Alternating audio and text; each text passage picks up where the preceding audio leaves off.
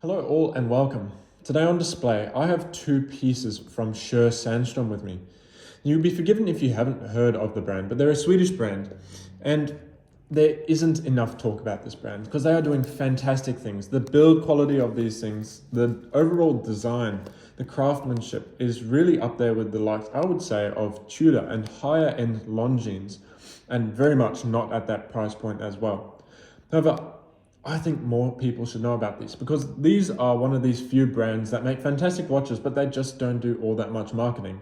Marketing, at least here in Australia, where Granberg's watches, where we are based. But I think they deserve more attention, and I just want to give a little introduction to the brand so at least a few more people will know about them.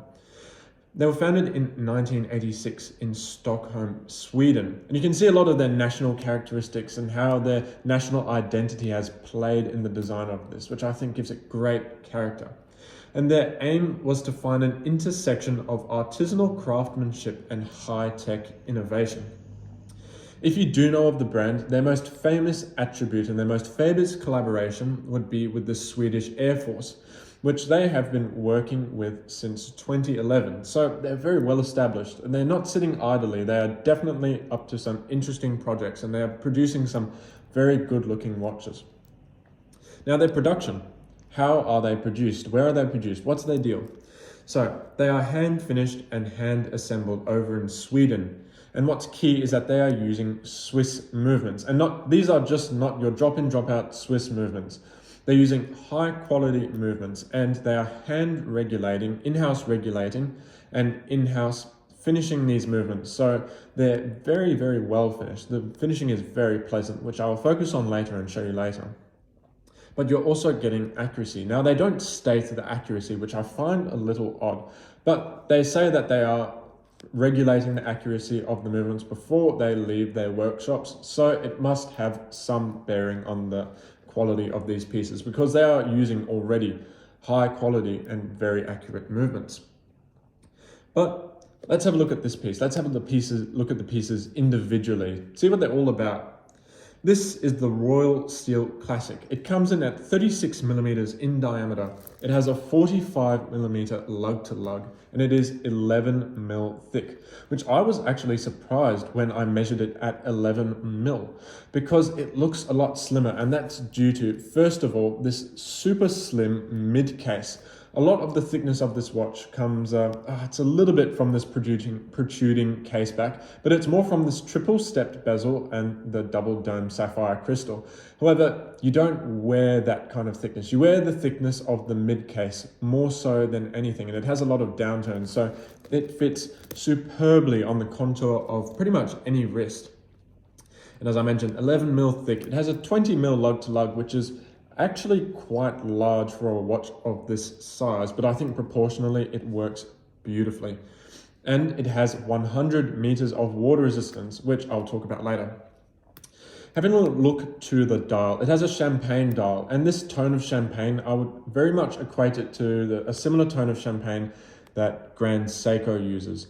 So it's a very, very nice sunburst champagne, very high quality as well. And here on the dial, we have applied indices at the hours, and just beyond the hour markers, we have a minute track with lume plots behind these indices. So we're getting a bit of nighttime visibility, bringing me to the hands, which also have C3 Swiss Superluminova on these pencil style hands. And something that's quite hard to appreciate over camera here, but in person, what you really see is the quality of the dial, the indices and the hands. This is something that many brands will skimp on. They won't spend as much money and time on finishing, but the quality on this, it's like turning the clarity up on your camera. You can really just see how nicely they're playing with the light and how much reflection that you get from each of these indices. It really is high quality. And then here at the 3 o'clock, we have a date wheel. Date is always important for an everyday kind of watch, which I think this is. And covering this, we have a double domed sapphire crystal. And double domed means that it is domed on the interior and exterior, making it almost like a magnifying glass, allowing you to see this, what normally is a small dial, a little bit easier. And with that sapphire crystal, you're getting scratch resistance. And there is a little bit of anti-reflective undercoating on this sapphire crystal, but there is definitely much more on that Air Force pilot's watch model. However, the legibility is honestly, it's fantastic. And again, something you have to see in real life here in person. The bracelet. The bracelet is an oyster style bracelet and an oyster style case as well. And I wouldn't call it a homage. It is definitely not copying the likes of the Rolex Day Date or anything like that. But it is very much in that style. It is using the same spirit as that. But a notable difference here is the crown. The crown, I would say, is at 12 minutes past 2. And this is functional. It is here for function, because rather than having it at the traditional 3 o'clock, where it can dig into your wrist, this is nice and out of the way and actually fairly easy to use if you wind it up like that and then you set it like that, because there are some grooves underneath the crown and just outboard of it that you can dig your nail into. So everything here has been geared towards everyday use. And honestly, this would be a fantastic everyday watch. It's very comfortable to wear, very legible and very accurate, which brings me to the movement. This uses a Sellita SW300, which in turn is based on an ETA 2892-A2. Now the 2892 was intended to be the replacement for the 2824. And that's mainly because, number one, it's a little bit more accurate, and two, it's a full millimeter thinner, coming in at 3.6 mil rather than the 4.6 mil of the 2824. And having a look to the case back where we can see the movement and the finishing. Now the finishing, what I was talking about before, here on the rotor, while it is a little hard to see with this beautiful clasp in the way, the rotor has got Côte de Genève, and while it's not exactly Côte de Genève by label, it is in that style. And you'll see on the base plate that we have extensive perlage, which a lot of time and effort has gone into that. And as I said before, this has been regulated for accuracy, which I saw online that the stated accuracy of a bog standard SW300 is minus 15 to plus 15 seconds a day. So I would say this is running much better than that. And another small feature that was very, very hard to capture under this light is that all the screws have been polished extensively. And while I'm at the back of the watch, let's have a look at this bracelet. You don't have a traditional trigger style bracelet. It is very streamlined, where it is a sequential friction fit clasp where you need to do this one first and then this one. That is the definition of sequential, at least in the terms of this bracelet. And this bracelet has also got screwed links, meaning that it is much, much easier to size than a screw pin or the pins that you normally get for the likes of Seiko. They're awful. They're horrible to do. But the SW300, just quickly, is 21 joules. It has 4 hertz, meaning that it is running at 28,800 vibrations per hour. And that is a high beat movement in the grand scheme of the whole industry. So meaning that you get extra shock resistance and extra accuracy. So the higher beat movements are generally a little bit more accurate. So this really is a fantastic package that you're getting with this. But that is not the only thing that Sjöö Sandström do. And I want to focus on some of their other models. You can see my reflection beautifully there. This is a much larger watch, and it is very, very different in its style, purpose, and function. This is the UTC Skydiver Black Knight, and this is something that would have been commissioned for the Swedish Air Force. And you can see this is all about function.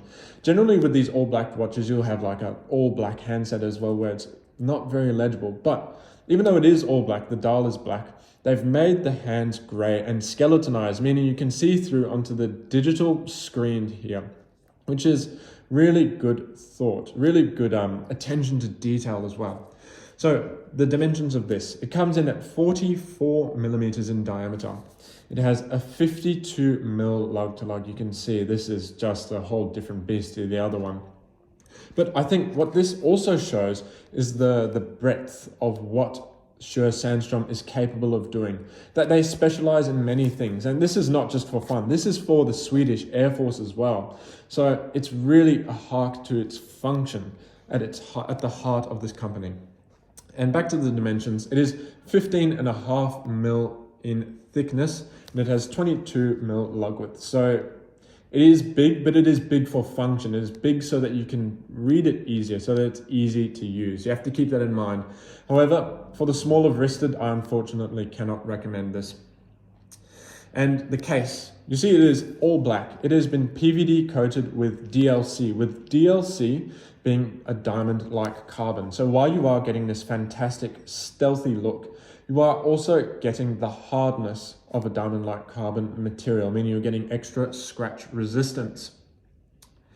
Now, these hands, as I mentioned before, they are dark gray, so they stand out from the dial even more. And the tips have been filled with C3 Super Luminova, as have these little Illum dots just outboard of the hours on the dial. They have also been filled with Lume, so you are getting nighttime visibility with this. And the bezel. This is something that you generally see on divers' watches, but is such a fantastic and practical tool for literally any other watch that you could think of. Rather than going to the effort of pressing all of these functions just to find the chronograph, you can line up the Lume pip with the minute hand and use that as an impromptu chronograph. Very useful. Now the bezel, it is engraved with these little detents with the different minute markings, and it has a very light feel. It's possibly not as heavy as I would have liked it to be, but it is easy to use, and I think that is more important for a watch like this that has function at the center of it. And looking at the strap, this is a fantastic strap.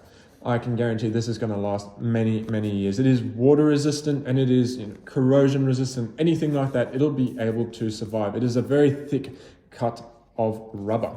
And you'll see it has a deployant clasp as well, meaning that you have less of a chance of this watch falling off your wrist because it is quite weighty as well, meaning that you have extra risk of it falling out of your hands as you're putting it on in the morning, taking it off at night, things like that. So this deployant clasp is really very, very functional.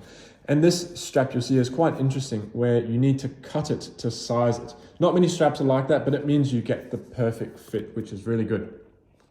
And having a look at the functioning of this is an ani-digi, meaning that it is analog and digital, and it is actuated by these pushes over here at the 2 o'clock and the 4 o'clock, like your traditional chronograph. Now you can see, you can turn the digital screen off so that you don't have anything showing. But then once you cycle through the functions of this piece by rotating the crown, and the functions being a chronograph, day, date, month indicator, a perpetual calendar going up to 2099. It has a countdown timer, alarm, and dual time zone. So you're getting all the functions that you would get in like a G-Shock or any Casio like that, but you're getting with it the quality that you're getting with the build quality of Sjöö Sandström. So you're getting so many things all put in one, because this is not just a cheap quartz movement as well. I couldn't find exactly what the module is, what the base module is, but this movement is Swiss made, and I would equate it to the quality of a Breitling Aerospace or something like that. However, it doesn't have the digital minute repeater like the Breitling Aerospace, which would be nice to have. And I did mention a while back, but the crystal on this, you can see, is just a step up. While it is domed like the Royal Steel Classic, it has extensive anti-reflective undercoating. And while under studio lights, it is a little different. You can see the anti-reflective undercoating reflecting blue, and you would be able to see it easier outside. But really, it is such a true reflection of what you can see on the inside. It is fantastic, the usability of it all. But these are just 2 models from Sjöö Sandström. They do have a few more models, but they kind of fit within the 2 categories that these 2 pieces cover. And I really think that they do deserve more attention because the quality is fantastic. I would recommend going out of your way to try and find one of these, because while they are high quality, they're also unique. Something like this I was recommending to a customer the other day because they were looking for a graduation present. And this is very much in the ilk of the Rolex Datejust, but it is just a little bit different with the triple stepped bezel, the crown at the 2 o'clock. They present so many different features that really separate them from any other watch brand out there. But let me know in the comments what you think, what your thoughts are on this brand. Would you buy them? Do you have them in your area? Thanks for watching, and see you guys next time.